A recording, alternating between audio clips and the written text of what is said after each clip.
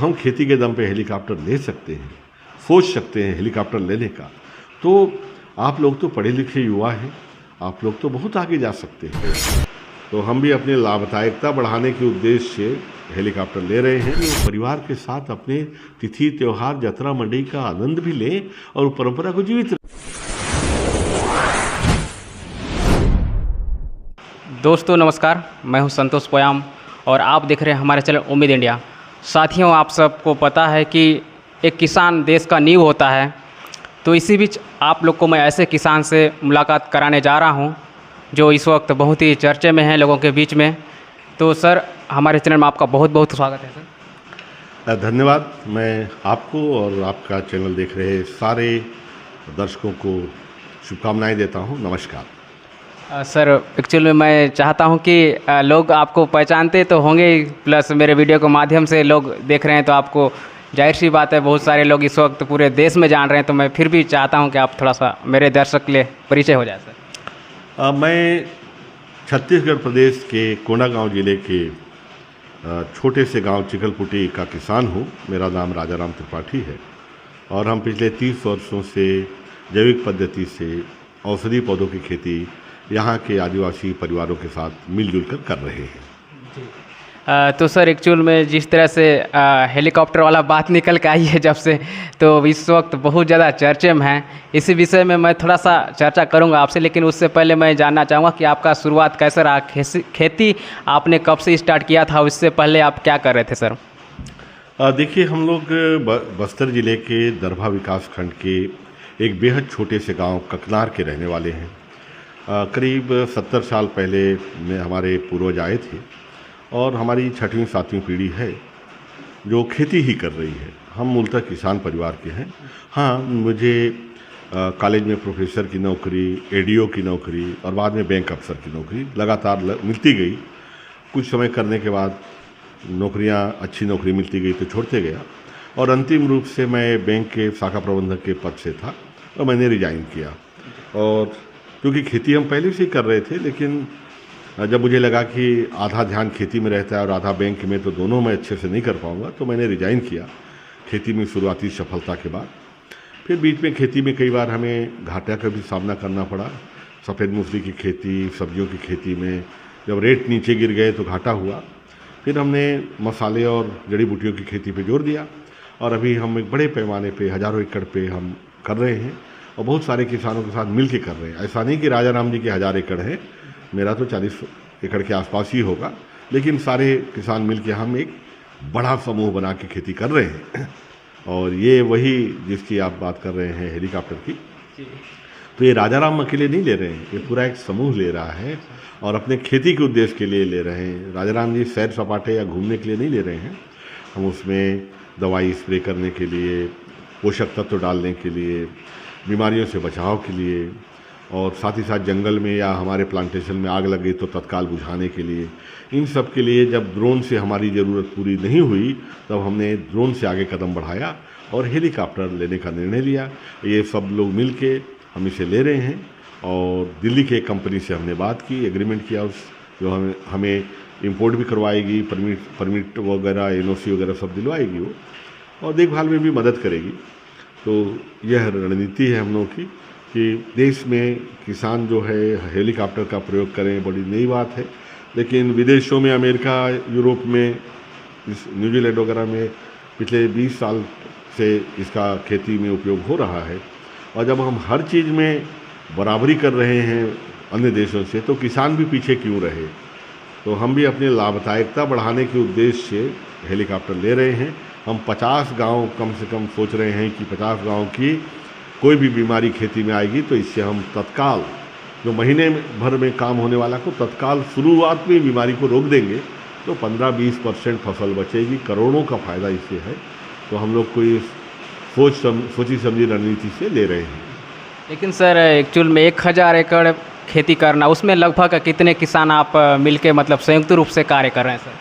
देखिए, 400 के आसपास किसान हमारे साथ सीधे जुड़े हैं और करीब 20-25 गांव जैसे पलना है, सलना है, जड़कोंगा है, माकड़ी का है, निशामपुरी विकास खंड के कुछ गांव हैं, इधर चिकलपुटी और आसपास के कुछ गांव हैं, फिर राजनगर है अपना बस्तर ज़िला में, ककनार छिंदबहार महाकापाल हमारा जो गांव है वो है ही।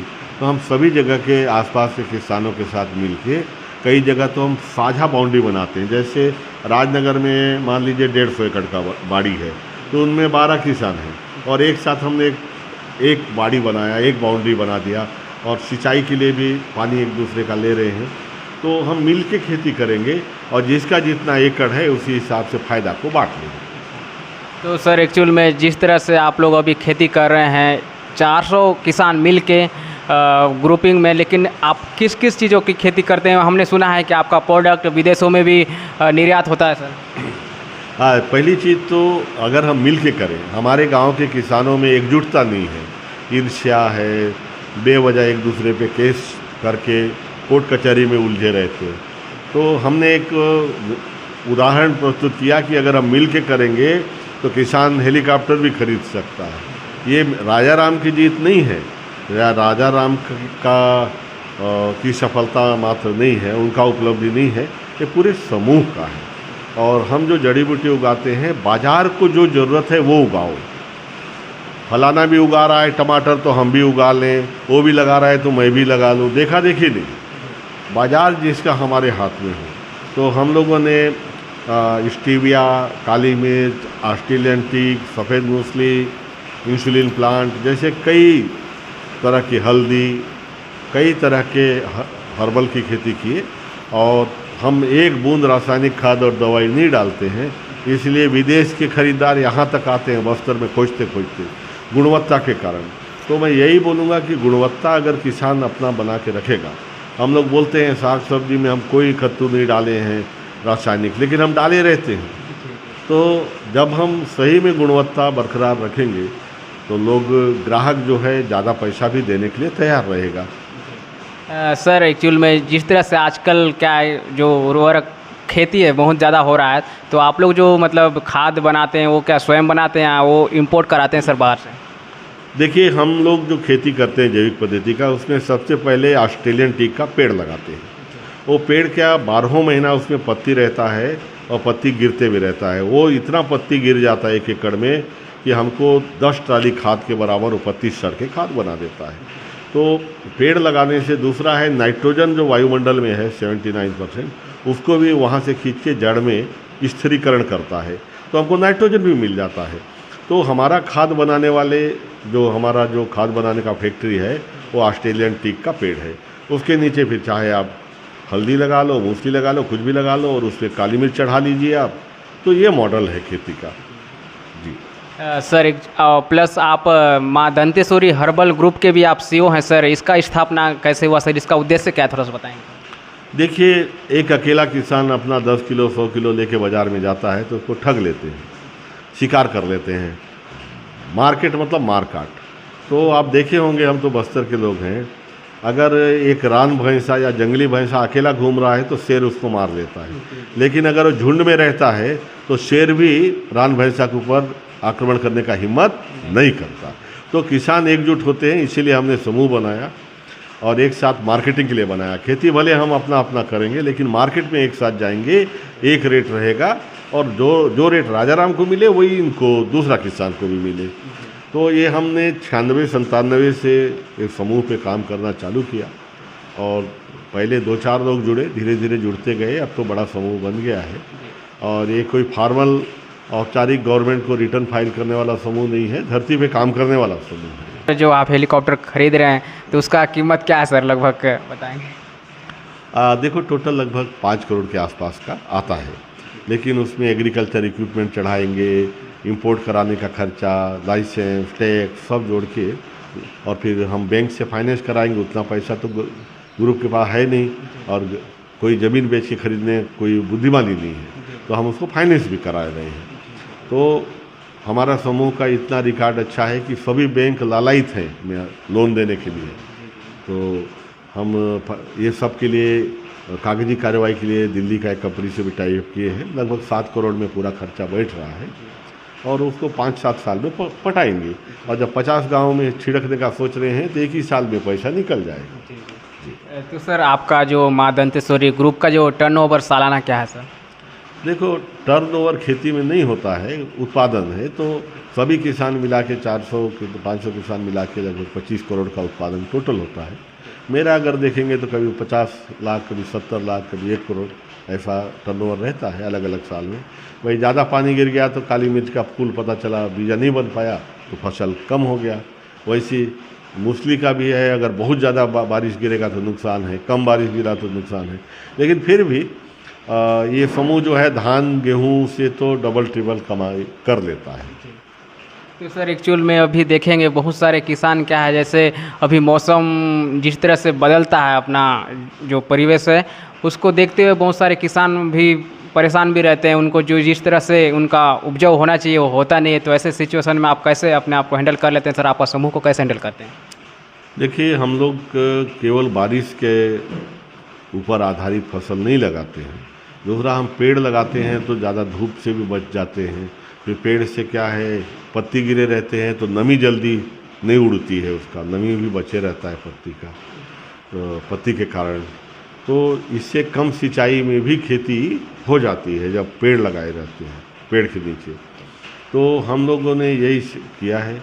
दूसरा, हम ऐसे फसल लगाते हैं जिनको ज़्यादा सिंचाई का ज़रूरत नहीं है। जैसे धान के लिए 8 इंच पानी रहेगा तभी तो सक्सेसफुल होएगा। तो हम अश्वगंधा, अदरक, हल्दी, ऐसी फसल जिसमें ज़्यादा पानी की ज़रूरत नहीं है, ऐसी फसल लगाने का सलाह देते हैं। अब प्रकृति के सामने तो कोई नहीं जीत सकता। अगर बहुत भारी बारिश हो गया या बह गया पूरा खेत तो वो अलग चीज़ है। लेकिन सामान्य परिस्थिति में गोभी में और बैगन में या भिंडी में इतने बीमारियां आती हैं, लेकिन जड़ी बूटी में एक भी कीड़े नहीं आते हैं। अब काली मिर्च में आप देखेंगे तो उसका पत्ता इतना कड़वा है, कोई कीड़ा खा नहीं पाता उसको। तो हम ऐसा फसल का चुनाव करते हैं जिसको कीड़ा मकोड़ा भी ज़्यादा नुकसान मत करे, और दूसरा ज़्यादा सिंचाई का पानी का ज़रूरत न पड़े। है जैसे कोई नया किसान अगर आपके माध्यम से जुड़ना चाहता हो, या नया किसान इस वीडियो को देखने के बाद अगर उसके अंदर जिज्ञासा हुआ कि आपके टाइप का खेती करना चाहे, तो उसके लिए मतलब स्टार्टिंग करने के लिए क्या बजट की आवश्यकता होगी सर? अलग अलग बजट में अलग अलग खेती होती है। ऑस्ट्रेलियन टीक और काली मिर्च अगर लगाते हैं तो ये नेचुरल पॉली हाउस का काम करता है। नेचुरल पॉली हाउस यानी 1 एकड़ का लागत 40 लाख है। पॉली हाउस का जो प्लास्टिक और लोहा एल्यूमिनियम से बनाते हैं पॉली हाउस, भारत सरकार के अनुसार 38 लाख या 1 करोड़ का है। वही अपन पेड़ पौधा से लगाते हैं तो वो 1.5 लाख में हो जाता है। और वो जो पॉली हाउस है प्लास्टिक और लोहा वाला, वो 7-8 साल में जीरो हो जाता है, प्लास्टिक फट जाता है। और हमारा जो पेड़ पौधा वाला है वो 7-8 साल में 2 करोड़ 3 करोड़ का लकड़ी दे देता है। तो ये लागत है। बाकी कोई आदमी 4-5-10 हज़ार में भी अश्वगंधा लगा के चालू कर सकता है, और 2000-4000 से भी शुरू कर सकता है। कोई 500 रुपया में आधा किलो कौच बीज लेके 500 से भी शुरू कर सकता है। और हर किसान एक दूसरे का देखा देखी मत करे। अपना कितना ज़मीन है, सिंचाई का साधन कितना है, कितना लागत डाल सकता हूँ, अपने अनुसार अपने को तय करना है। तो जब किसान यहाँ आएंगे तो उनसे हम पूछ के कि भाई आप कैसे करोगे, क्या करना चाहते हो, कितना एरिया है आपका, तो हम हर किसान को बोलते हैं बाबू जो धान गेहूँ कर रहे हो उसको करते रहो। एकदम से मैं सब बंद करके इसको चालू करूँगा ऐसा मत करो, धीरे धीरे आगे बढ़ो। तो सर जैसे आप जो भी बीज यूज़ करते होंगे अपने खेत के लिए सर, वो कहाँ से आप इंपोर्ट कराते हैं सर? बाबू, खेती में किसानों को बीज एक दूसरे से ही लेना चाहिए। हम काली मिर्च के पौधे यहाँ माँ दंतेश्वरी हर्बल समूह है, जो महिलाएं हैं, महिला समूह है, पूरी आदिवासी महिलाएं हमारी हैं, वो लोग पौधा तैयार करते हैं। वो भी पहले से बताएंगे तभी तैयार करेंगे, कोई धंधा नहीं है उनका, ठीक है। तो हमारा सोच है कि किसान बाज़ार से बीज मत लाए, पौधा मत लाए, हम किसान से ले, सफल किसान से ले, वो लगाने का तरीका भी बताए और वो फ्री में बताए। कोई किसान किसी से कोई कंसल्टेंसी चार्ज नहीं लेना चाहिए। बीज का जो वाजिब रेट है, पौधा का जो वाजिब रेट है, भाई 2 साल का पौधा है काली मिर्च का, 2 साल उसको पाल पोस के बड़ा किए हैं, वो पौधा 100 रुपये में वो लोग देते हैं। हम भी खरीदते हैं अपना खेत के लिए तो उनको पैसा देते खरीदते हैं। तो बीज खाद जो भी है हम खेत में बनाएं, अपना खुद बनाएं, तो हमारा जेब का पैसा बाहर बाज़ार में नहीं जाएगा। सही है सर। जिस तरह से अगर आप कोई भी प्रोडक्ट अगर अपने यहाँ उत्पादन करते हैं तो जाहिर सी बात है बीज का भी हमें तैयारी करना चाहिए अपने जगह। तो उससे क्या है कि किसान का जो खर्चा होता है मार्केट का वो खर्चा बच जाता है। मैं चाहूँगा कि इस वक्त युवा पीढ़ी जो है पढ़ा लिखा लोग खेती में ज़्यादा इन्वॉल्व नहीं हो रहे हैं। तो मैं आपका क्वालिफिकेशन जानना चाहूँगा सर, मेरे दर्शक भी ये चीज़ जानना चाह रहे होंगे। दरअसल मैं सबसे पहले बीएससी गणित से किया मैंने, और क्योंकि उस समय हमारे यहाँ एमएससी की व्यवस्था ही नहीं थी पूरे बस्तर में। फिर मैंने एमए इकोनॉमिक्स किया, फिर एलएलबी किया, और MA Hindi literature, MA English literature, MA social science.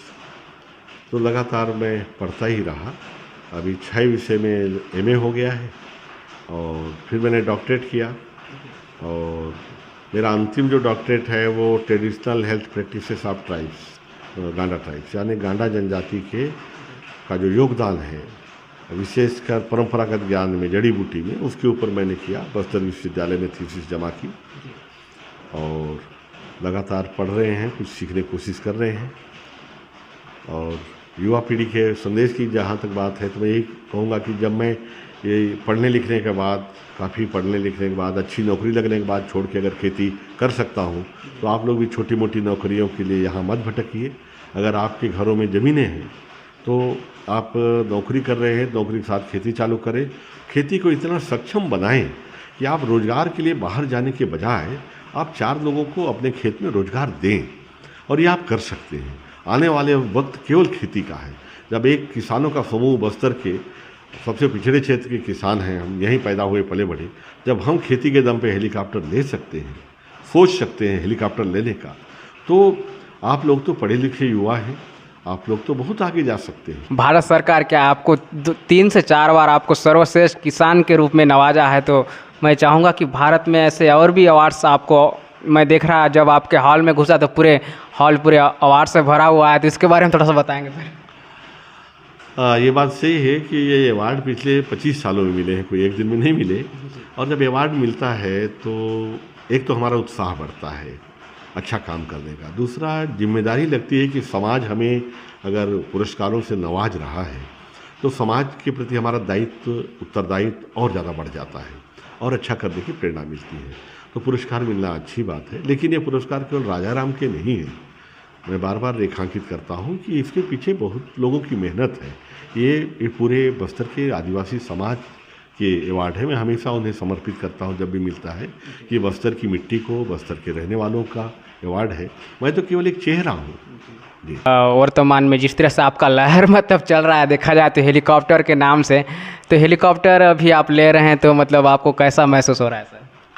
देखिए, मैं ये सोच के खुश हो रहा हूँ कि मेरा बस्तर के आदिवासी भाई जब हेलीकॉप्टर में बैठेंगे और अपने खेतों पे उड़ेंगे, उन्हें कितना अच्छा लगेगा। उन्हें अच्छा लगेगा तो समझ लीजिए मेरे सपने पूरे हो गए, क्योंकि मैंने जो कुछ सीखा इन्हीं लोगों के बीच पल बढ़ के इन्हीं लोगों से सीखा जी। जिस तरह से सर कोंडागांव का नाम अभी आ रहा है, हम कोंडागांव का नाम तो सोच भी नहीं सकते कि राष्ट्रीय स्तर पे इस कोंडागांव जैसे छोटा जिला का जैसे नाम आ रहा है, तो ये बहुत बड़ी खुशी की बात है हम सब के लिए। तो इस पे हमारे कोंडागांव वासियों के लिए कुछ कहना चाहेंगे सर? मैं कोंडागांव के लोगों को बधाई दूंगा, कोंडागांव के जिला प्रशासन को बधाई देना चाहूँगा, हमेशा सहयोग किया उन्होंने, और केंद्र शासन, भारत के कृषि मंत्रालय जिन्होंने, और भारतीय कृषि एवं खाद्य चैम्बर, इन सबको मैं धन्यवाद दूंगा जिन्होंने मुझे समय समय पे मेरी पीठ थपथपाई, उत्साह बढ़ाया। और सबसे पहले मैं कोंडागांव और बस्तर के लोगों को बधाई दूंगा कि ये उपलब्धियां आपके नाम हैं।